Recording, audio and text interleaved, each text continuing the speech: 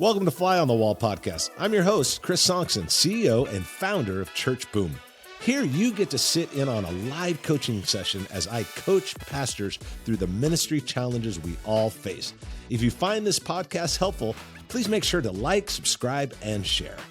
Hey everyone, I am so excited about today's call. We are with my buddy David Amstin in Illinois, and we are talking about how do leaders best spend their time.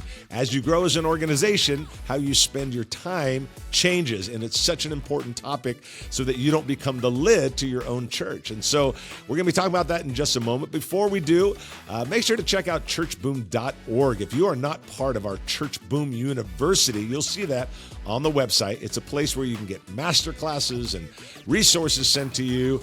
There's just a lot of great tools in our Church Boom University for leaders and pastors just to keep growing. So make sure you check that out.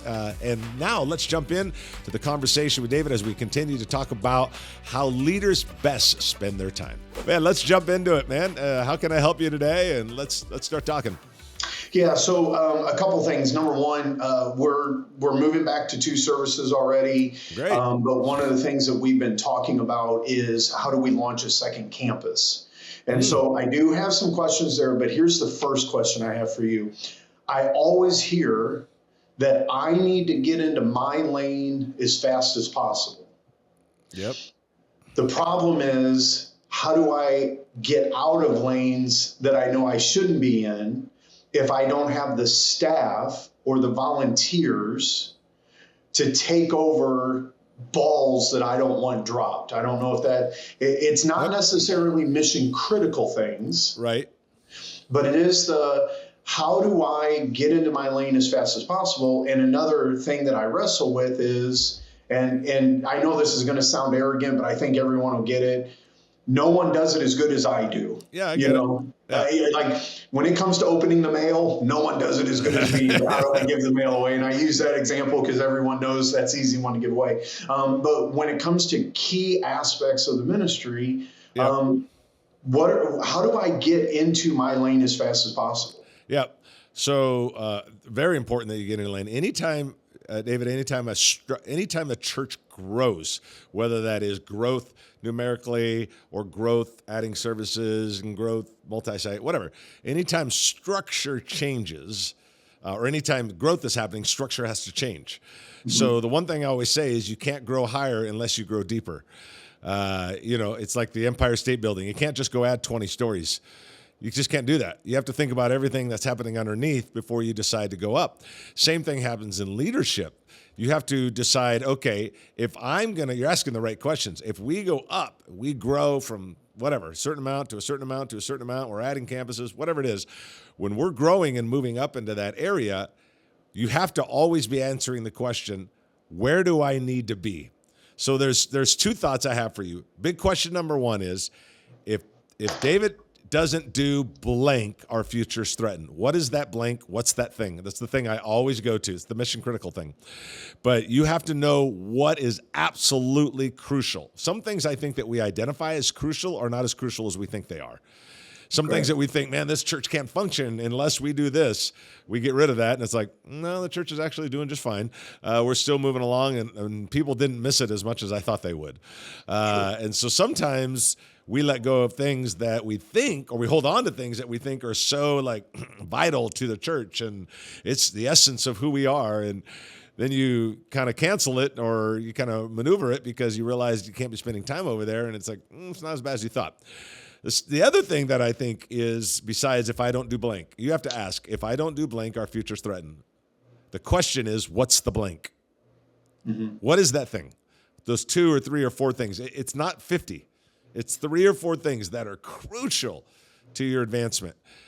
The next thing is, in part of that mission critical, it's a whole thing. We've talked about it before, but I think you got to come back to it.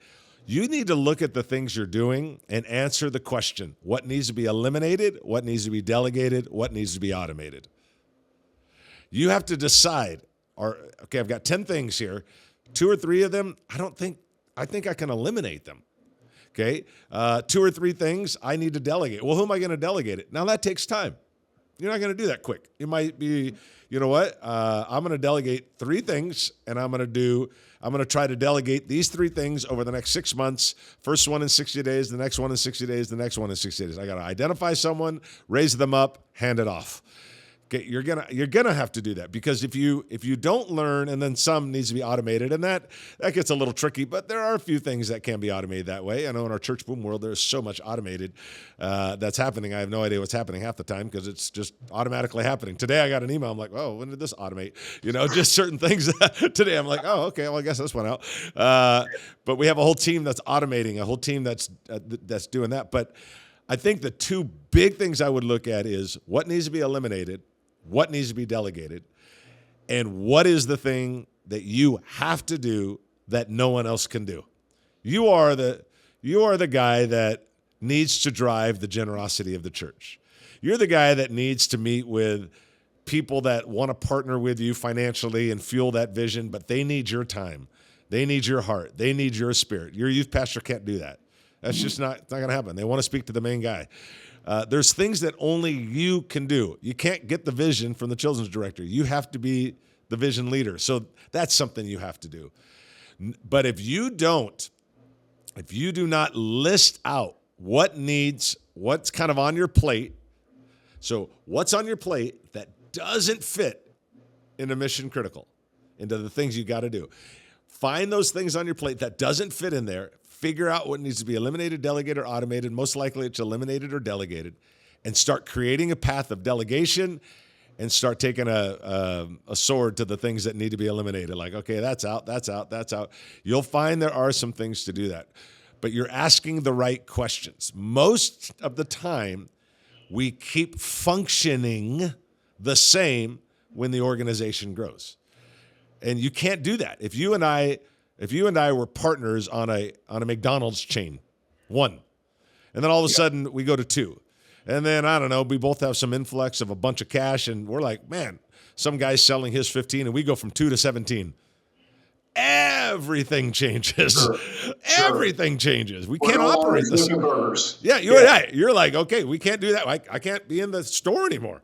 Mm-hmm. We've got to make sure that these 17 are running well. We've got to eliminate a bunch of stuff. We got to delegate things. Everything changes. If you keep staying at this level, you will become the lid. Okay. You become the lid. Not anything else. Not anyone else. Oh, I need this. This guy's not growing. There's times I look at lead pastors and I'm like, you're the lid. Because you won't let go of things. Because you won't take a sword to the things you need to eliminate, and you won't take the time to delegate, and you keep running the thing like it's this level. It's not there anymore. And I think there's a balance between running the church where it's at, but also running the church where you want to go. So that leads me into my 3rd question, which is now going to be question number 2. Okay. So, I like it. We're going to keep picking your brain here. So yeah. I'm going to throw out something that I've always heard, and you're welcome to even challenge this. So I've always heard you're either going to spend time or you're going to spend money. So for instance, we need a bathroom painted.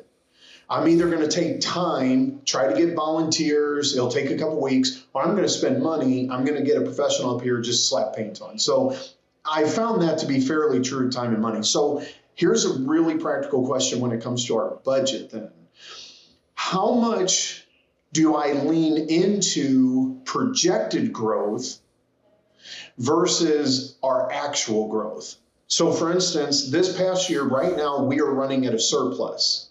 And I would say it's enough that I could have brought on a new employee. Now, I don't know that now until we're getting close to the end of this next year. But as I'm looking into next year, I go, man, if I bring in a part-time person for this and maybe a full-time pastor for that or something, those key things, man, that's going to bump me right to the edge of kind of what our actual is. When it comes to your budget, in order to be who you want to be, because let's be honest, every church out there goes, man, if I just had this one more employee, or if I just had this one more department, and we can't live in that land. But for where I'm at right now, I know that if I brought this piece on and I paid for it, my time gets much shorter. Right. So where is the tension when it comes to acting in faith and stepping into unknown income versus the reality of the actual that you are, and you just allow time. Does that make sense? Yep, it does. It does. It's an interesting place to get. It's almost like you feel like, okay, I got to do these things. Is it just easier for me to paint it for a week or two, get some volunteers, head it up, save X amount of dollars? Or is that time better spent somewhere else? I do think you have to compare time to dollars, where it's like, okay, is this just better for me to do it, or better to have someone else do it, or not have someone else do it?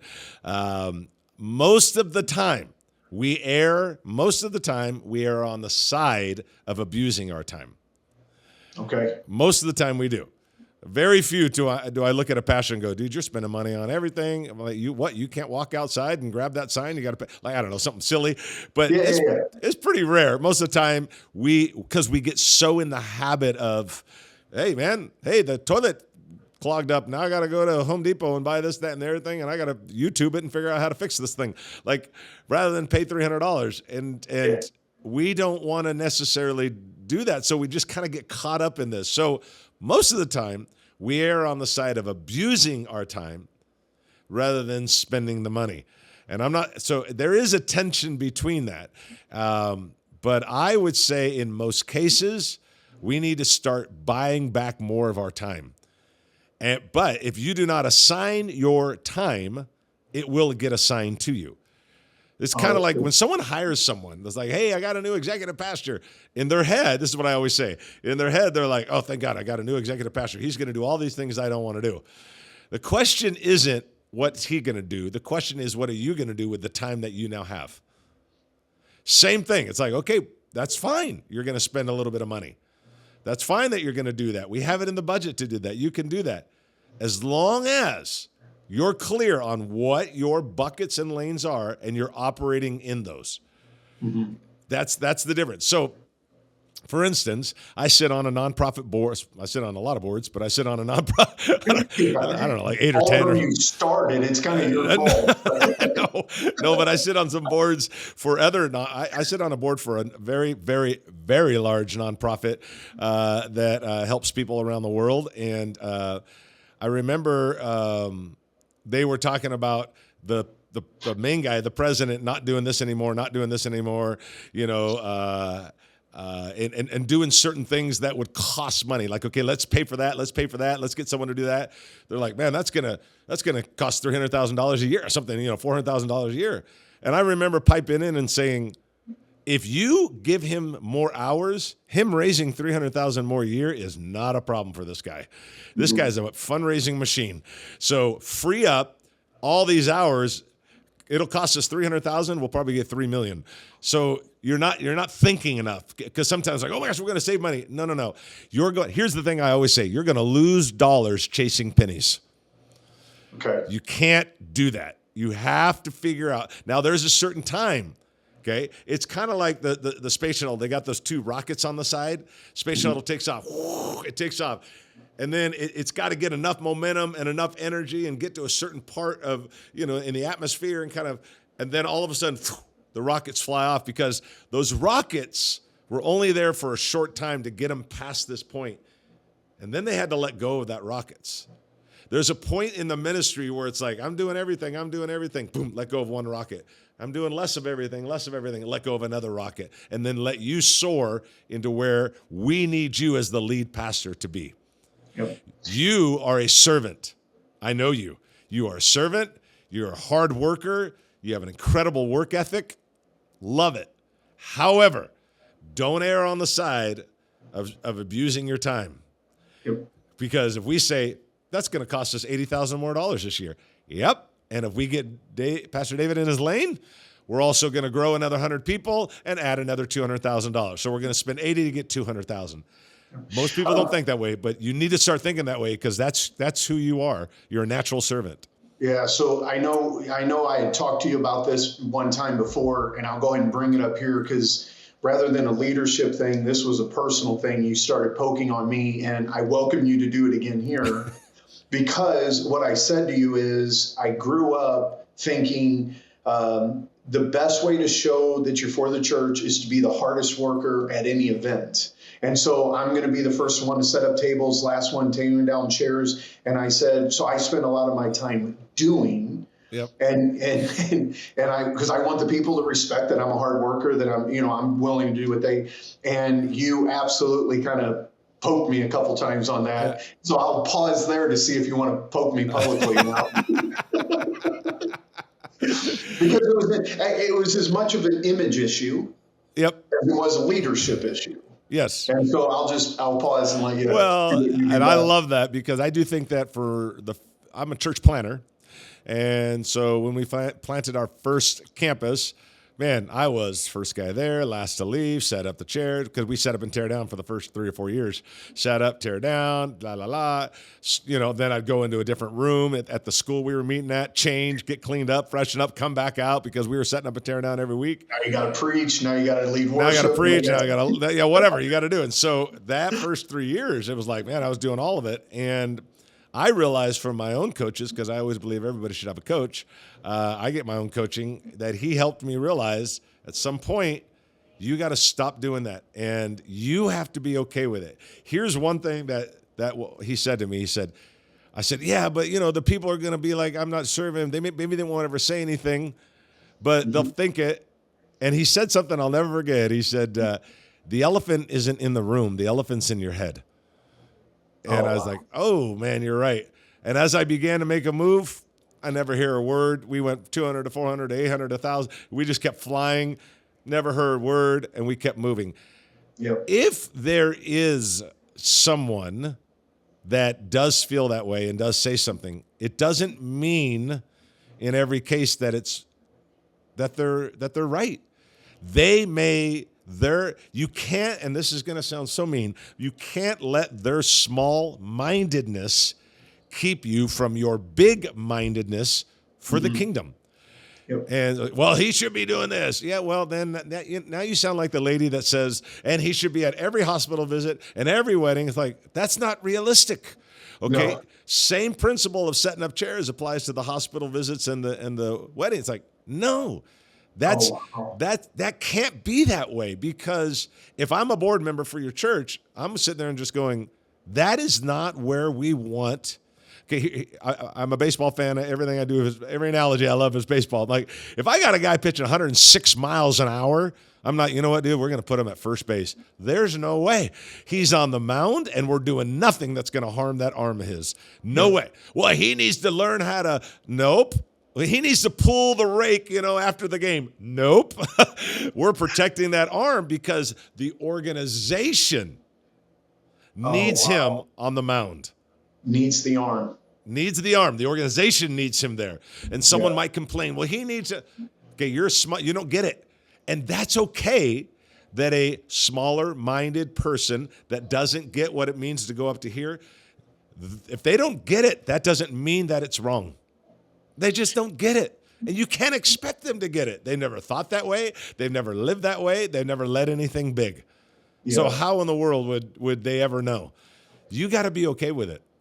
It's interesting because there was a day, so we do a big Easter outreach, 40,000 eggs, and we got to pack them all with candy. And we had over 100 people sitting in one room packing eggs. We made a party out of it. And I was just walking around group to group, handing out pizzas and giving water, just loving on people. Mm-hmm. And I said to one group, I said, hey, do you guys need anything? And one person said, yeah, we need you to sit down and start packing these eggs.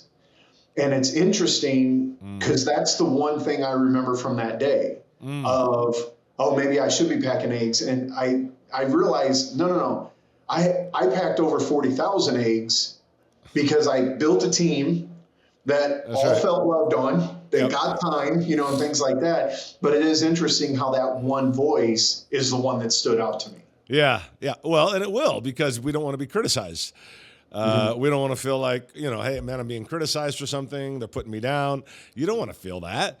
But I do remember there was one person, years ago that every now and then would make a comment, not about packing eggs or about whatever, just little things. And I came to realize as the church continued to grow, I thought, okay, 500, 1,000, 1,500, 2,000. And I'm like, I still am worried about this little old lady that keeps making comments. And also there was another guy that came along and started making comments. And then I looked at both of them. I thought, they've never been in a big church. They've never led anything big. They've never really been a leader. Yep. I can't expect them to understand.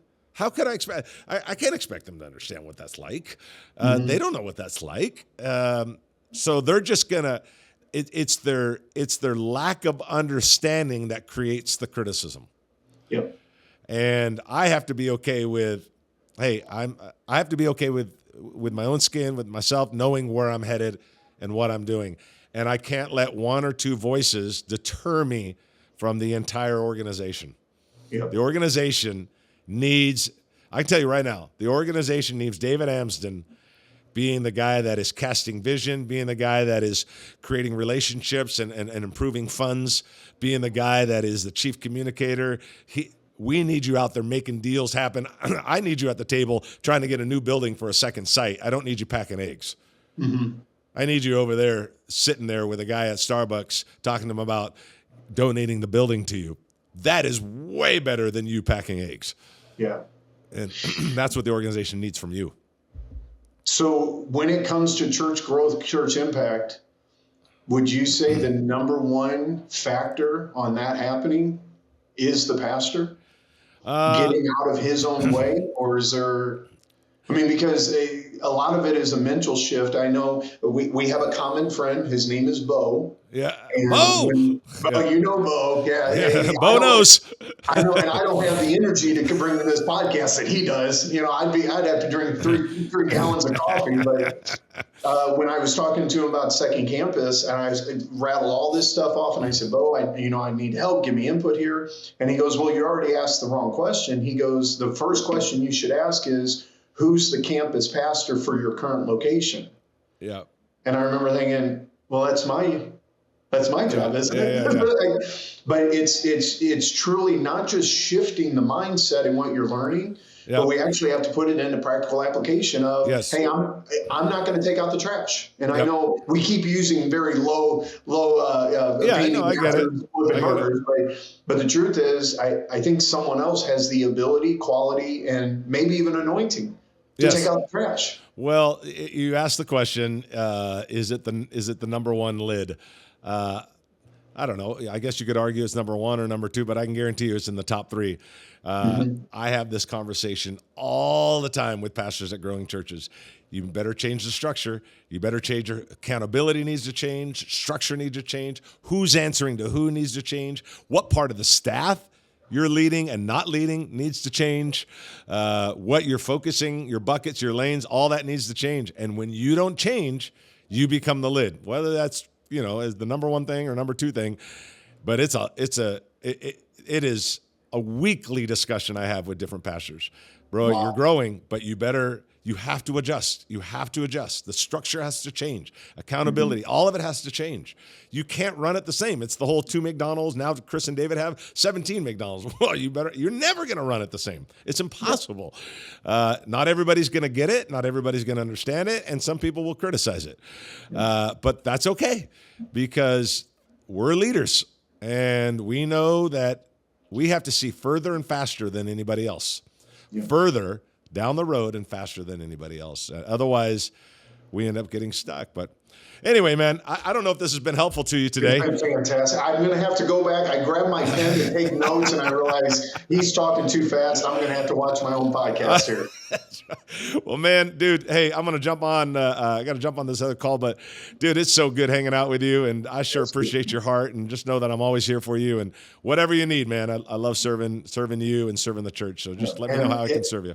And I will say this for those who do not know Chris or is connected with Church Boom, the greatest thing that's happened to me in my ministry over, I think it's been about 4 years now, is not only connecting with Church Boom, but investing in Church Boom, being a part of its events. But more than that is literally, and I'm going to use it, stealing your stuff, like making it my own, man. Make it your own. For those who are just listening to this podcast to hear it, I will tell you now, it's one thing to hear it. It's another thing to live it. And I encourage you to live it. Oh, that's awesome, man. Thanks for that. I appreciate that. Well, love you, buddy. Thanks so much, man. Appreciate you. Have a good day. You too. Talk to you soon, Chris. Okay. Hey, thanks so much for jumping on the podcast today. Hope you enjoyed our conversation about how leaders best spend their time, especially in a growing church. I want to remind you to go to churchboom.org. As I said at the beginning of this podcast, Church Boom University.